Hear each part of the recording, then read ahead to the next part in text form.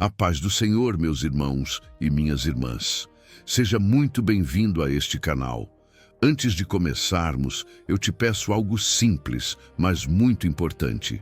Se inscreva no canal, deixe o seu like e ative o sininho, para que você não perca nenhum conteúdo que edifica, fortalece e aproxima você de Deus. Hoje nós vamos meditar juntos na palavra do Senhor, aprendendo e crescendo na fé. Prepare o seu coração, aquiete a sua mente e permita que o Espírito Santo fale com você através desta mensagem. Fique conosco e vamos juntos para o vídeo. Que Deus abençoe a sua vida. 1 Tessalonicenses, capítulo 1. Uma igreja viva, nascida na fé, no poder e na esperança. 1. Saudação apostólica e identidade da igreja. Paulo inicia a carta se apresentando junto com Silvano e Timóteo, mostrando que a obra de Deus é construída em comunhão. Ele se dirige à igreja dos Tessalonicenses, deixando claro que essa comunidade existe em Deus Pai e no Senhor Jesus Cristo.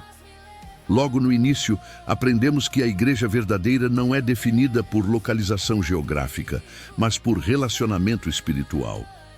A saudação de graça e paz revela que toda vida cristã começa na graça e é sustentada pela paz que vem de Deus. 2:3. Gratidão por uma fé que produz frutos visíveis. Paulo declara que sempre dá graças a Deus ao lembrar daquela igreja em suas orações. Ele destaca 3 marcas claras da fé verdadeira: a obra que nasce da fé, o esforço que vem do amor e a perseverança que é sustentada pela esperança em Jesus Cristo. Esses frutos mostram que a fé não era apenas discurso, mas uma realidade viva que se manifestava em atitudes concretas. 4:5. Eleição confirmada pelo poder do Evangelho. Paulo afirma com segurança que aqueles irmãos eram amados por Deus e escolhidos por Ele. Essa convicção não vinha de emoção, mas da evidência espiritual. O Evangelho não chegou até eles apenas em palavras, mas em poder, no Espírito Santo e em plena convicção. Aqui aprendemos que o verdadeiro Evangelho transforma porque vem acompanhado da ação de Deus, não apenas de argumentos humanos. 6. Imitadores de Cristo em meio à tribulação. Paulo reconhece que os tessalonicenses se tornaram imitadores dos apóstolos e do próprio Senhor. Mesmo enfrentando tribulações, eles receberam a palavra com alegria, que vem do Espírito Santo. Isso nos ensina que a alegria cristã não depende da ausência de sofrimento, mas da presença viva do Espírito de Deus no coração. 7 e 8. Um testemunho que ecoa além das fronteiras. A fé daquela igreja se tornou exemplo para todos os crentes da Macedônia e da Acaia.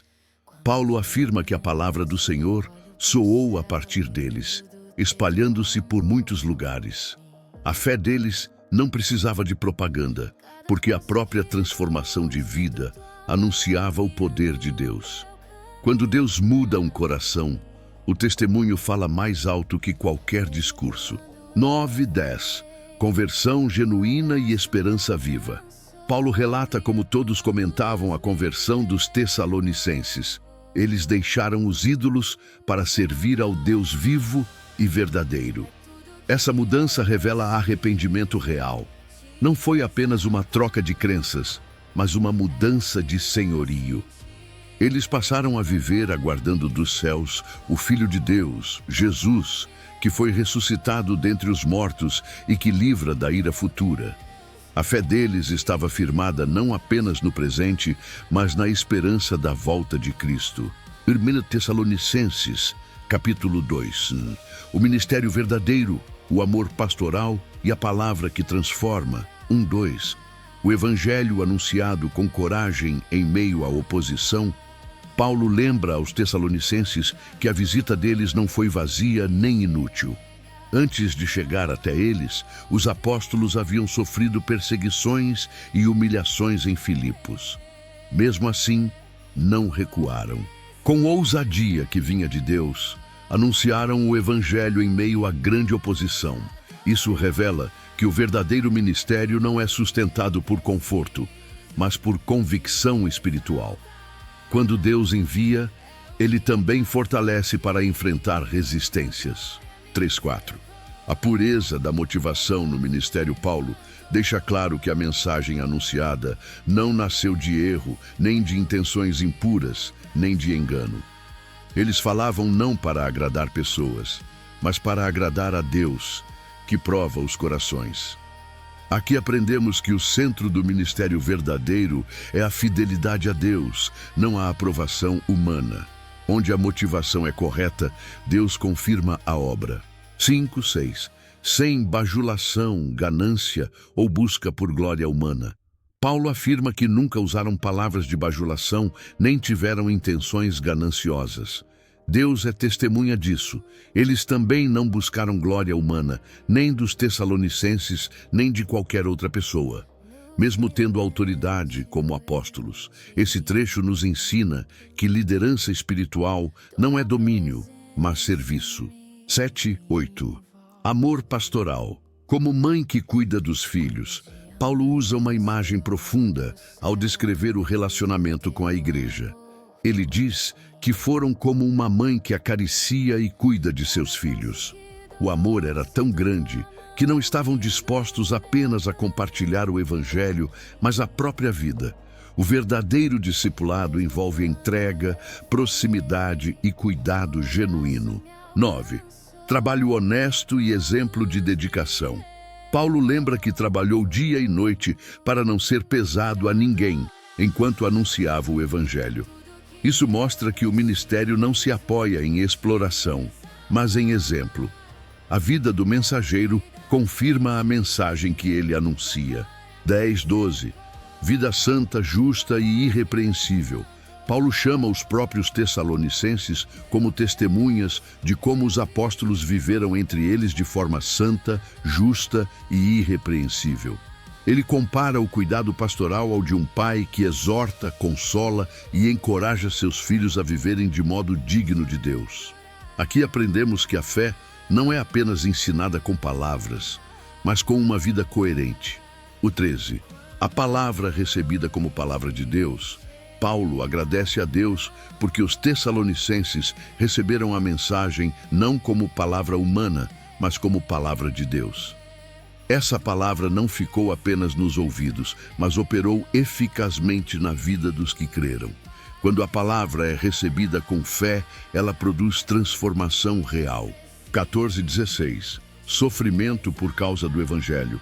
Paulo lembra que os Tessalonicenses se tornaram imitadores das igrejas da Judéia, sofrendo perseguições do próprio povo.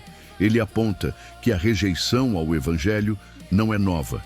Aqueles que resistem à verdade acabam se opondo à obra de Deus. Mesmo assim, o sofrimento não anula o propósito divino. 17.20. O coração pastoral e a esperança no reencontro. Paulo expressa sua saudade e desejo intenso de voltar a vê-los. Ele afirma que tentou diversas vezes, mas foi impedido. Mesmo assim, declara que os Tessalonicenses são sua esperança, alegria e coroa diante do Senhor na sua vinda. Aqui aprendemos que o fruto do ministério não são títulos ou reconhecimento, mas vidas transformadas. 1 Tessalonicenses, capítulo 3. Fortalecidos na fé em meio às tribulações e firmados no amor. 1:2. O envio de Timóteo para fortalecer a igreja.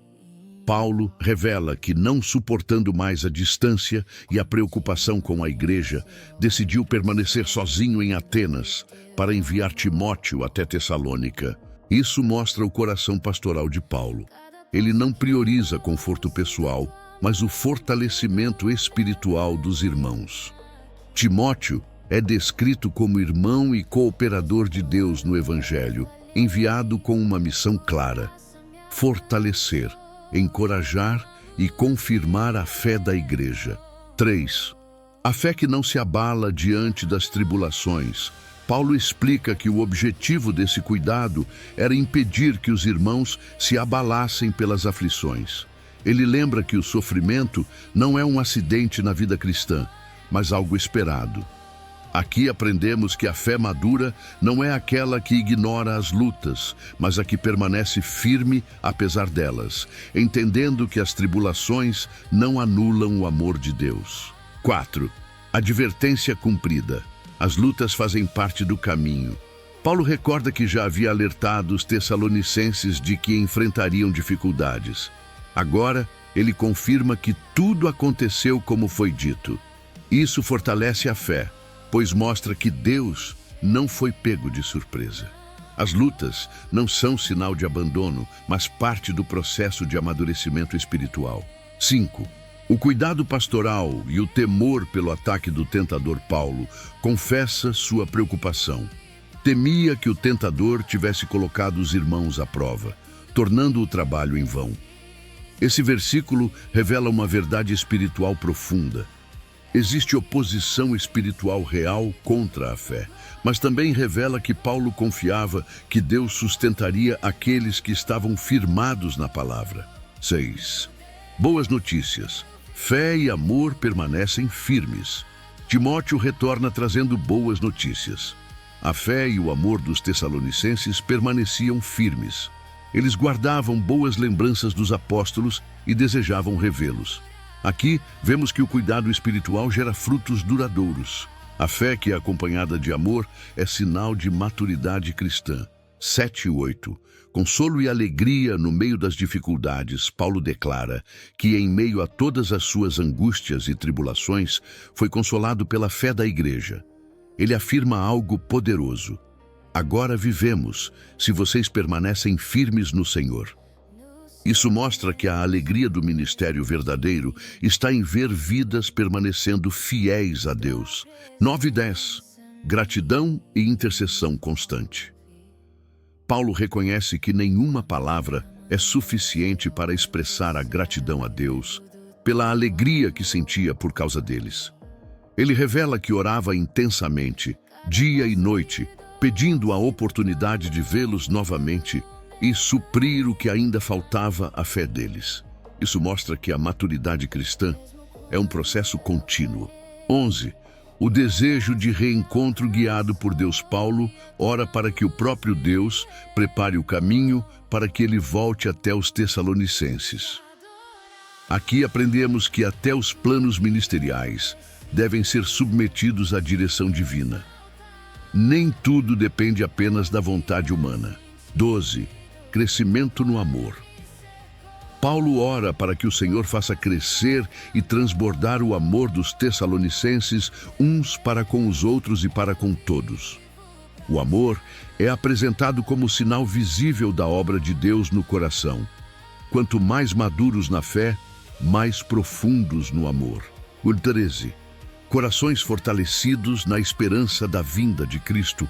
Paulo encerra o capítulo orando para que os corações sejam fortalecidos e permaneçam irrepreensíveis em santidade diante de Deus, na vinda do Senhor Jesus com todos os seus santos. Aqui, a esperança da volta de Cristo aparece novamente como força motivadora para uma vida santa e firme,